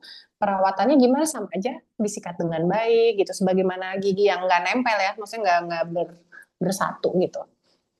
Enggak ada cara yang gimana gimana. Nah kalau pertanyaannya nanti gigi permanen gitu juga enggak, belum tentu. Bisa iya bisa enggak gitu, tapi enggak maksudnya jangan jangan takut kalau misalnya oh, sekarang begini nanti permanennya bakal gitu juga, belum tentu gitu, karena yang gigi susunya nggak geminasi aja gitu, maksudnya nggak nempel aja, ada yang permanennya begitu gitu. Jadi itu memang ya ujian kehidupan ya, maksudnya kita nggak tahu kita bakal begitu apa enggak gitu, dan nggak bisa dengan dihindarinya gimana atau cara mengatasinya gimana sih, enggak sih, sikat gigi aja dengan baik mau gimana pun bentuknya. Mudah-mudahan nanti permanennya nggak kayak gitu. Nah kalau gigi susu ya udah nggak apa-apa, nggak usah diapa-apain juga. Oke, baik dok. Kemudian pertanyaan keempat dok, dari visi. Anak saya usia 3,5 tahun, gigi seri bagian atas sudah tidak ada. Apa yang harus dilakukan dok? Oke. 3,5 tahun gigi seri bagian atas sudah tidak ada. Habis ya ini karena lubang itu ya maksudnya atau karena nyusu ya biasanya tuh kalau yang gigi seri itu karena nyusu tuh biasanya nyusu sambil tidur gitu. Kalau sudah tidak ada gimana? 3,5 tahun itu masih lama ya kalau umur 7 tahun 8 tahun gitu. Kalau saran saya sih ke dokter gigi. Nah itu tuh bisa dibangun sebenarnya. Jadi ditambal. Kalau kayak orang dewasa di crown tuh anak-anak tuh juga sebenarnya bisa di crown gitu. Teman crownnya beda ya bahannya sama yang orang dewasa gitu. Jadi jangan bayangin kayak pakai gigi palsu orang dewasa gitu enggak gitu. Dia bahannya sendiri gitu ada gitu. Bisa dibangun gitu. Jangan dicabut karena kan itu tadi apa namanya sebenarnya gigi susu itu sebaiknya dipertahankan di dalam mulut anak selama mungkin sampai akhirnya dia tumbuh copot sendiri gitu copot di waktunya misalnya dia harus gantinya di umur 7 tahun biarkanlah dia copot di umur 7 tahun gitu jangan karena misalnya gigi udah nggak ada tuh dalam bayangan saya tuh mahkota giginya kan yang udah nggak ada gitu tinggal kayak akar geripis-geripis gitu kan gitu nggak apa-apa biarin aja datang ke dokter gigi dibersihin. Nanti kan biasanya dilihat seberapa dalam gitu, seberapa masih bisa langsung dibangun apa enggak, atau ya kalau enggak di apa? Kalau saya tuh nanti kalau yang udah habis itu enggak ya. Kalau saya tuh anak saya sendiri kan dia memang jadi anak saya tuh punya masalah sensori integrasi ya. Jadi memang apa sih SPD ya, sensory processing disorder gitu. Dia memang tidak mau sikat gigi. Makanya tadi saya sempat cerita kalau di bawah umur 2 tahun tuh saya nyikatin giginya saya tiban gitu kan. Karena dia sangat tidak mau tuh disentuh area mulutnya gitu. Sehingga di fase-fase itu tuh umur setahun itu yang ketika gigi gerahamnya baru tumbuh satu, geraham bayinya baru tumbuh satu, itu udah bolong yang atas. Nah, saya kasih. Jadi memang ada kayak obat gitu, tapi hanya di dokter gigi itu tidak dijual bebas gitu ya. Hanya di dokter gigi itu bisa diolesin untuk menghentikan proses karies anaknya. Dan itu awet sampai sekarang. Anak saya udah 5 tahun nggak ada bolong tambahan, tidak ada bolong lain di gigi lain, dan gigi yang udah bolong itu tidak bertambah besar karena sudah sempat saya oleskan itu gitu. Jadi untuk anak-anak yang kiranya bapak-bapak ibu-ibu ngerasa anak saya masih takut nih kayaknya kalau dibawa dokter gigi ditambal dengar bunyi borngeng segala macam tuh nanti yang ada tantrum nangis teriak-teriak gitu bisa dengan pertolongan pertamanya dikasih itu dulu gitu jadi paling banter kita menghindari karies yang udah ada menyebar semakin luas itu sih nah biasanya pasien-pasien saya yang saya kasih itu saya nyebutnya SDF ya sodium silver diamin chloride gitu. Jadi itu pasien-pasien saya yang kira-kira dia belum kooperatif nih atau baru pertama kali ke dokter gigi nih gitu yang dia tak saya nggak mau bikin tuh pengalaman ke dokter gigi tuh jadi pengalaman yang mengerikan gitu ya yang menyakitkan gitu jadi diolesin itu paling rasanya emang agak pahit atau agak asem gitu tapi kan nggak yang sampai yang ada bunyi bor ada bunyi ini gitu kita menghentikan dulu nih proses kariesnya. Nah, masalah yang udah lobang itu nanti mau kita tambel apa enggak, itu sambil berjalannya waktu. Nanti dia akan kita panggil datang lagi gitu. Sambil dicek, nambah ada karies lain enggak di gigi lain gitu sih sebenarnya.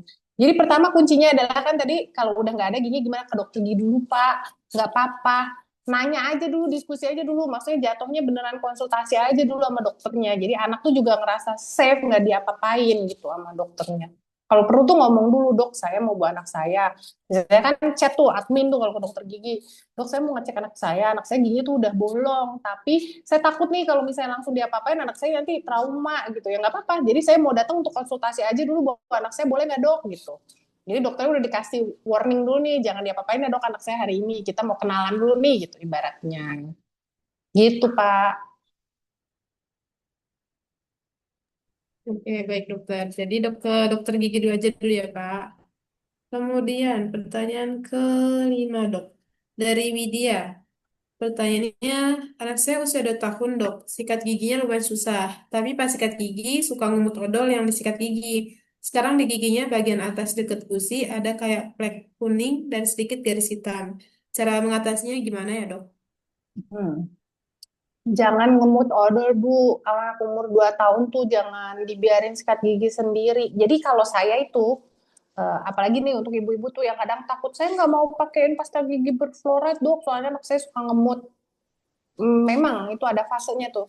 Tapi itu nggak bertahan lama kok. Maksudnya fase itu nggak selamanya gitu. Anak saya umur 5 tahun udah nggak pernah. Dari umur 3 tahun juga udah nggak pernah tuh ngemutin odol tuh. Itu yang awal-awal tuh memang umur-umur 2 tahun. Tuh dia kayak lagi kepo-keponya tuh memang suka tuh. Nah, kalau saya tuh dulu nih juga ada triknya nih. Pegang sikat gigi 2 biji. Jadi persiapkan sikat gigi itu 2 biji. Satu untuk dipegang anak, satu dipegang orang tua. Nah, dua-duanya dikasih odol. Beli satu pasta gigi yang tidak mengandung fluoride. Kan sekarang banyak banget tuh pilihan yang berfluoride, tidak mengandung fluoride gitu kan. Beli dua. Jadi satu yang mengandung fluoride, satu yang nggak mengandung fluoride. Kasihlah itu yang tidak mengandung fluoride ke anaknya. Biar dia sikat sendiri, isep-isep ini, itu gitu. Yang berfluoride dipegang mamahnya. Jadi anaknya sibuk sendiri, mamahnya sikatin tuh gitu. Jadi curi-curi lah mamanya tuh sikatin ketika anaknya lagi nggak ngemut. Dan kalau dia mau ngerebut, kan udah punya. Kita masing-masing pegang sendiri ya gitu. Jadi maksudnya jangan jangan rebutan nanti sama anak gitu. Nah kalau sikat gigi cuma satu, terus anaknya mau ngemut doang, mamanya mau sikat, pas udah dibuka tuh dari mulutnya udah bentuknya udah nggak karuan tuh biasanya. Terus keriting. Umur-umur segitu tuh umur-umur paling sering ganti sikat gigi. Jadi sikat gigi anak gantilah ketika udah ngejegrak tuh kayak ijuk tuh ganti. Kadang bisa sebulan sekali itu gantinya, nggak apa-apa, itu ada fasenya kok, nanti setelah udah agak gedean udah nggak gitu lagi gitu. Jadi nggak usah beli yang mahal, beli yang murah-murah di supermarket biasa aja, paling 3 ribuan 5 ribuan, karena seminggu juga kadang udah jegrak lagi digigit sama dia. Nah kalau mau yang beli agak mahal nggak apa-apa, tapi umpetin, jangan taruh di tempat yang biasa, yang mahal mamahnya yang pegang kayak tadi. Kasih pasta gigi yang berfluoride, anaknya kasih tuh yang murah-murah tuh, isep-isep dah terserah, gigit-gigit terserah. Nah, lagi dia asik gigit, mamanya sikatin tuh sebelahnya gitu. Nah, kalau dia udah mulai ada plak kuning, dipegang. Kadang anaknya tidur tuh bisa kok mamanya pegang kita gitu ya. Kalau misalnya pas dipegang tuh ada di tangan tuh kayak jigong ya kalau kita nyebutnya gitu. Maaf nih ya agak jorok gitu ya. Karena kalau kalau itu plak yang kita koret gitu, plaknya pindah, nah itu plak calon-calon karang gigi gitu. Itu disikat aja. Jadi sikatnya kayak tadi saya bilang tuh, jadi kalau nyikatin anak tuh bibir atasnya disingkap. Jadi area agak gusinya itu kelihatan. Apalagi kadang kalau sekarang tuh anak-anak ada yang ada lip tie-nya gitu. Nah, ada lip tie-nya itu kan pendek ya, bibirnya nggak bisa ngangkat tinggi banget tuh. Nah, itu tuh biasanya tuh calon-calon karies tuh nanti kariesnya tuh gitu di deket-deket pertemuan gusi-gusinya itu. Tadi kan ada garis hitam. Nah, garis hitam itu bisa jadi calon lubang. Tapi kalaupun memang ada garis hitam, pokoknya usahakan berhenti di garis hitam itu aja, jangan sampai jadi lubang gitu dengan sikat tingginya disingkat gitu. Sambil dia ngemut kan di gitu ya, sambil dia gigitin sikat gigi, mamanya berjuang aja tuh pakai sikat gigi satunya gitu, sikatin gitu. Kalau yang ada plaknya disikat agak lebih keras itu, gerakan memutar gitu di area situ. Kalau emang anaknya kira-kira bisa kooperatif nih dibawa ke dokter gitu. Baik lagi tadi kayak nasihat yang buat bapak yang anaknya umur 3,5 tahun tadi gitu. Kalau dokternya punya tuh yang buat ngentiin karies itu kalau bisa pakai itu dulu gitu. Atau kalau enggak kan kadang ada sekarang juga tuh yang orang bilangnya tuh vitamin gigi atau apa gitu, pakai itu dulu gitu. Jadi jangan pakai tindakan yang invasif-invasif deh, yang dibor-bor, congkel-congkel tuh ntar dulu deh gitu.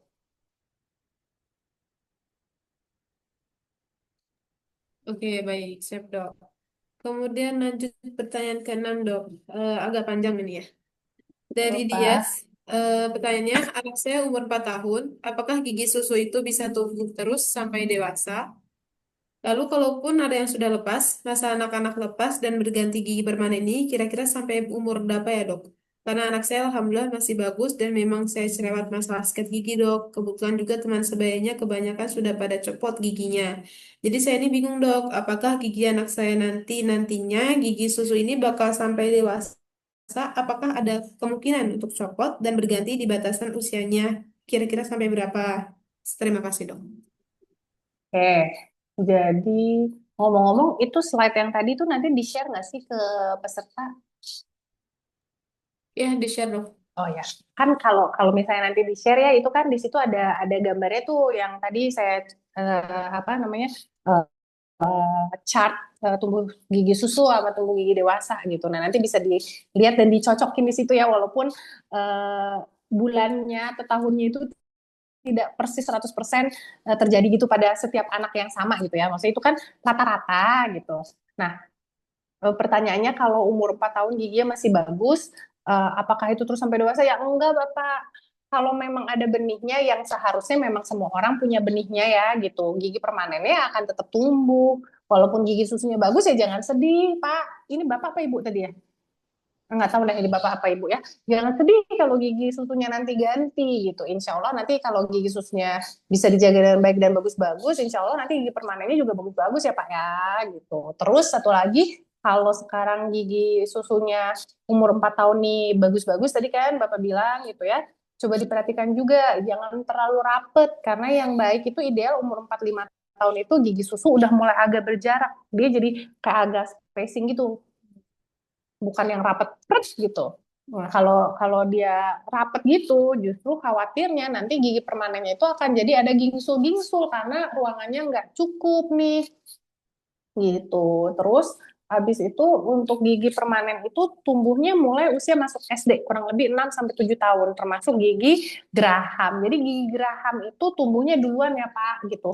Dia kadang bareng sama yang gigi bawah gitu. Kadang juga ada juga yang bareng sama gigi atas, tapi jadi pertama kali tumbuh gigi itu gigi gigi seri itu yang paling depan, yang gigi kelinci itu, dan gigi geraham, geraham yang pertama. Jadi kalau gigi gerahamnya udah tumbuh itu udah geraham baru. Jadi Bapak hitung loh, apalagi kalau ngerasa gigi anaknya bagus tuh. Jadi sambil sikat gigi suruh mangap. Ngitung gigi anak tuh gampang banget, kelihatan kan mulutnya kecil, terus pas dibuka tuh gitu kan giginya kelihatan semua tuh. Jadi kan kelihatan tuh ada geraham 2 biji gitu. Nah ketika itu geraham 2 bijinya bertambah jadi 3, 3 di kiri, 3 di kanan gitu misalnya. Yang ketiga itu udah geraham baru, itu nggak bakal ganti lagi. Itu adalah si gigi yang tidak menggantikan gigi susu apapun gitu. Jadi semua geraham dewasa itu tidak menggantikan gigi susu apapun gitu. Nah itu sebaiknya dijaga dengan baik karena ya kalau rusak dia nggak ganti lagi gitu karena udah satu-satunya gitu. Gigi manusia itu hanya ada 2 set seumur hidup, gigi susu 1 set dan gigi dewasa 1 set. Ketika gigi susunya rusak, digantikan gigi dewasa. Ketika gigi dewasa rusak nggak bisa digantikan oleh apa-apa lagi, digantikan dengan gigi palsu Pak, nanti datang ke dokter gigi gitu kan. Sayang-sayang kalau misalnya sampai habis habis duluan gitu giginya. Nah, terus tadi kalau yang umur 4 tahun tadi tuh ya kan, dia lepasnya kapan gitu ya? Dia berganti gigi permanen ini sampai umur berapa? Sampai kurang lebih SMP, Pak. Kelas 1 SMP atau kelas 2 itu udah maksimal paling telat gitu. Biasanya tuh kelas 1 SD sampai kelas 6 SD itu udah ganti. Jadi fase SD itu adalah fase pergantian gigi anak dari gigi susu sampai gigi dewasa. Nah, dia tuh tumbuhnya satu-satu, Pak. Gitu. Kadang setahun satu. Jadi misalnya dia mau masuk SD itu tumbuh yang bawah, nanti sama geraham ya gitu. Nanti dia kelas 2 dia tumbuh yang bawah sebelahnya, tumbuh yang atas depan tuh yang gigi kelinci. Nanti kelas 3 dia tumbuh sampingnya gitu. Kelas 4 dia tumbuh yang mana gitu. Jadi panjang sekali perjalanan pergantian gigi itu. Jadi kalau gigi susu anak Bapak sekarang bagus, alhamdulillah pertahankan karena tumbuh berganti paling akhir itu umur 12 tahunan kurang lebih gitu. Jadi bagus dan pertahankan. Seperti itu jawabannya. Oke, baik dok. Ya, baik. Itu pertanyaan ke-6 ya. Boleh dilanjut dok? Boleh. Oke. Selanjutnya ada dari Bu Yashintia.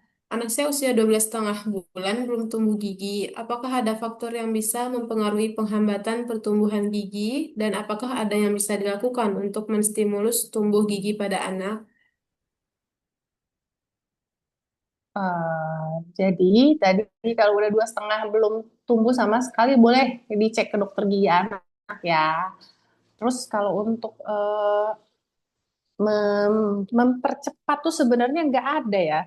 Kan kalau orang bilang minum kalsium, makan ini yang tinggi kalsium atau apa gitu ya, sebenarnya nggak terlalu ngaruh karena gini. Jadi eh, tadi kan gigi manusia itu hanya ada 2 set, gigi susu sama gigi dewasa gitu ya.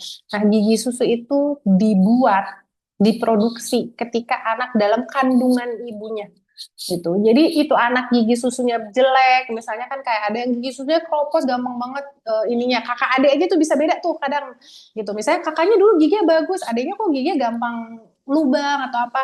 Nah, itu karena giginya si dede bayi ini dibuat ketika ibunya hamil, bukan ketika dia udah lahir gitu. Jadi yang berpengaruh adalah makanan, vitamin, atau pokoknya apapun yang dikonsumsi oleh mamahnya nih pas hamil, yang mempengaruhi ada atau enggaknya gigi susunya, bagus atau enggak gigi susunya gitu. Jadi begitu itu bayinya udah lahir, terus dia minum susunya pinter, nanti makannya pinter, dan sebagainya itu ya gitu, pinter tuh uh, konsumsinya tuh gitu, itu akan mempengaruhi gigi permanennya, gigi dewasanya yang akan tumbuh di usia SD tadi.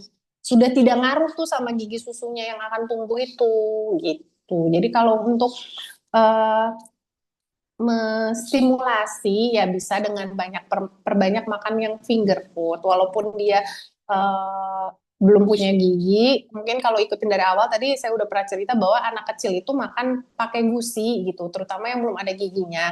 Jadi kalau misalnya kayak umur 12 bulan dia belum ada gigi, bukan berarti makannya tetap bubur bayi encer yang kayak waktu pertama kali mulai MPASI. Jadi makan itu teksturnya tetap naik bertahap sebagaimana anjuran gitu, anjuran di buku KIA ataupun anjuran dari dokter atau bidan gitu. Ja, karena sebenarnya anak-anak itu makannya pakai gusi kok gitu, dan dengan dirangsang tetap makan yang bertekstur gitu, atau makan kayak buah-buahan yang dipotong panjang-panjang gitu misalnya gitu kan, atau kan kayak snack-snack ya mama-mama sekarang tuh kalau saya lihat di sosmed pinter-pinter itu bikin makanan MPASI itu kan ya, ada snack beginilah snack begitulah gitu. Nah dengan snack-snack yang dibikin bentuk-bentuk finger gitu, nah anak mengunyah gitu itu juga merangsang, mungkin sebenarnya gigi udah ada tuh di dalam tapi kayak dia nggak kuat untuk menerobos keluar dari gusi gitu kan. Nah itu bisa dengan perbanyak makan finger snack gitu, finger food itu gitu. Atau kalau misalnya kayaknya kira-kira kita udah tahu nih itu gusinya udah gendut-gendut tuh, udah mau keluar tapi kok nggak keluar-keluar, buah potong, melon, pisang, masukin kulkas, masukin freezer sebentar, jangan semalaman, semalaman mah jadi batu ya kan, gitu. Masukin bentar sampai dia kayak agak mulai krenyes-krenyes tuh. Nah itu tuh digigitin tuh sama anaknya yang udah agak setengah keras, krenyes-krenyes itu digigitin. Jadi gusinya itu dipakai ibaratnya kayak dipakai ngulek gitu kan. Nah dipakai ngulek jadi dia biar si gigi itu terstimulus untuk keluar. Begitu. Baik, oke dok.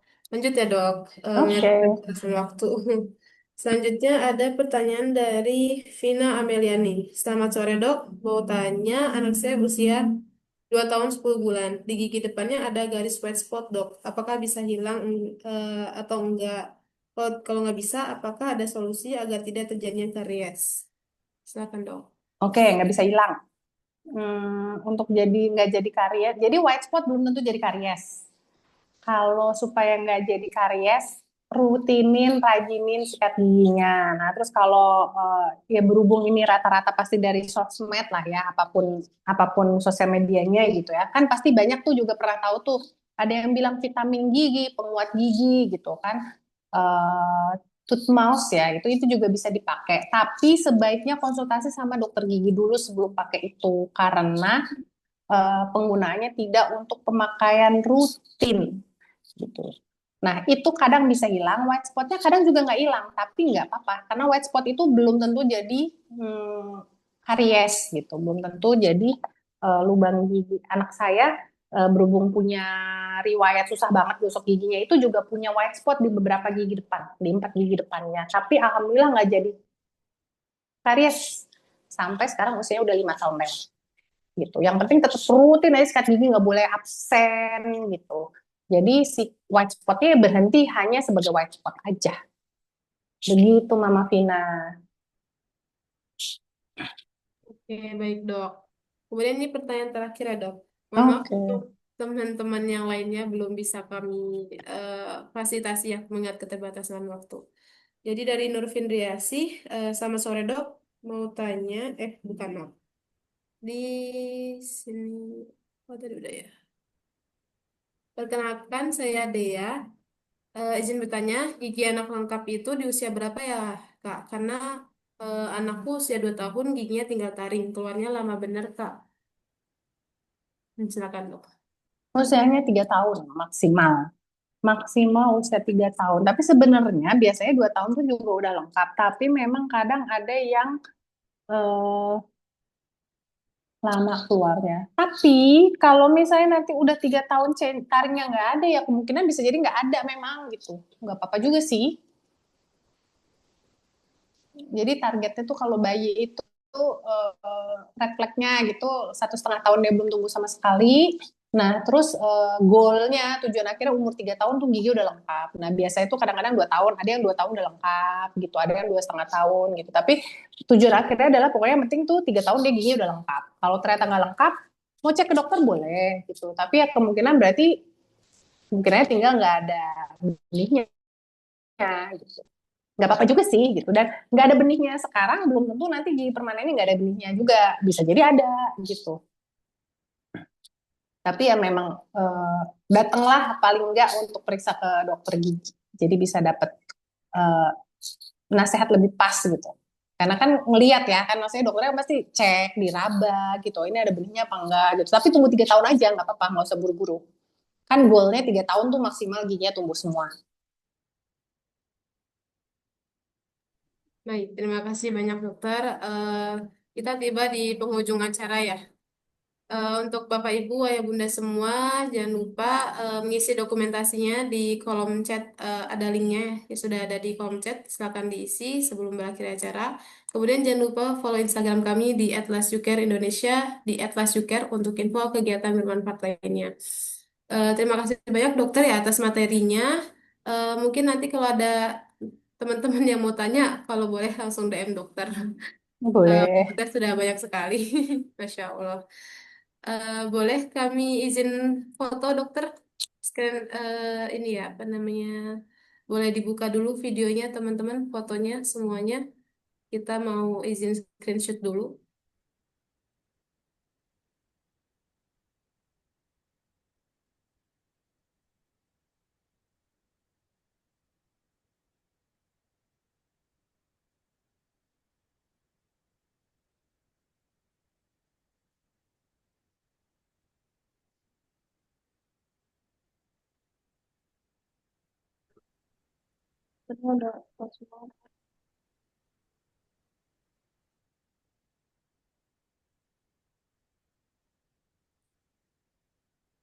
Boleh dibuka fotonya, Bapak Ibu. Nggak apa-apa, nggak usah malu-malu. Kita buka foto sebentar untuk difoto ya. Foto untuk absensi data kita doang. Nanti boleh sambil mau di screenshot, terus kemudian di upload story. Jangan lupa tag IG kami, Yuker, supaya bisa menyebar di masyarakat luas untuk informasi ini.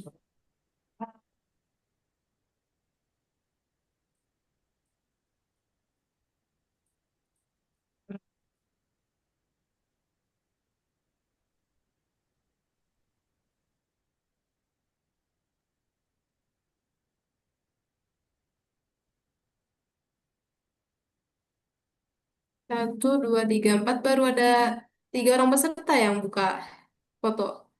Boleh tolong Ayah Bunda, Bapak Ibu yang hebat sekali di luar sana. Maksimal kita tunggu sampai 3.50 ya. Oh, sudah masuk sekarang. Langsung di foto aja. Oke, boleh tolong operator untuk di screenshot ya. Pasang. Oke, udah siap semua. Saya baba ya. Satu, dua, tiga. Ulang ya. Satu, dua, tiga. Slide dua. Oke, slide dua. Satu, dua, tiga. Oke, terima kasih.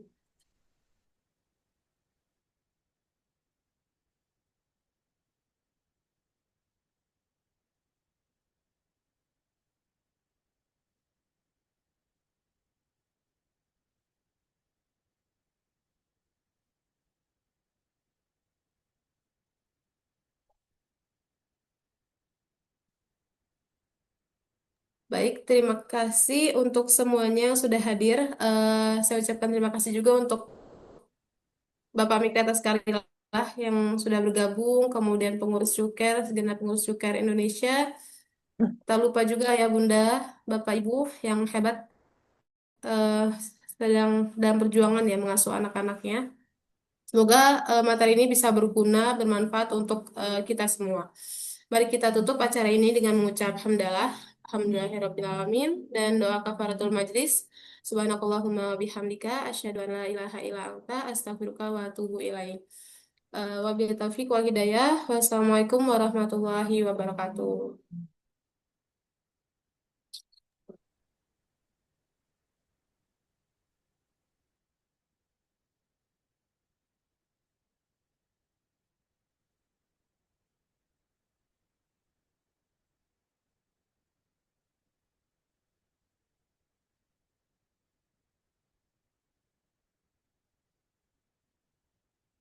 Udah boleh live?